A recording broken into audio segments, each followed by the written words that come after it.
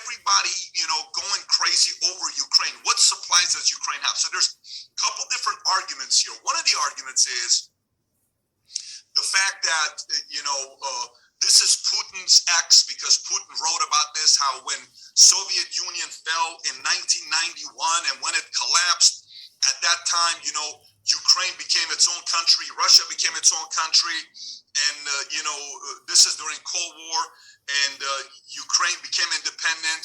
And at that time, when Ukraine became independent, people have to realize Ukraine inherited most of Soviet Union's nuclear power. This is what a lot of people don't know. They inherited most of the nuclear power. Let me give you some stats so you know how much this was. 176 intercontinental ballistic missiles, 1,249 numeral warheads, 44 strategic bombers, 700 nuclear-tipped cruise missiles, 2,000 tactical weapons. All of this went to Ukraine.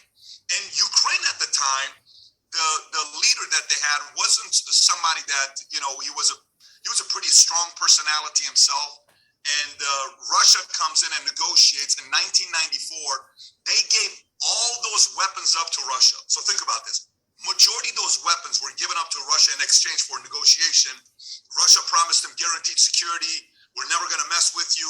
We're going to respect Ukraine's sovereignty. All this stuff is going on right now. While this is taking place, a few things happen. They signed the Budapest Agreement. Let's kind of try to make this work. Let's be peaceful. Let's not make anything happen. The original signers, I think, was U.S., UK, I want to say Belarus, and, Kazakhstan. So they signed it. Let's make this work.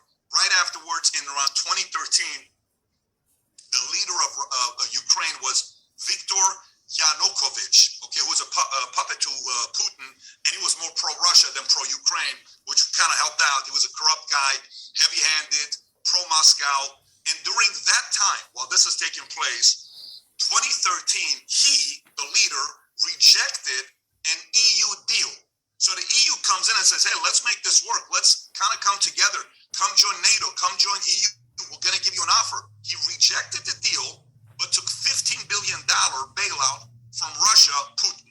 Okay? So this is a guy that was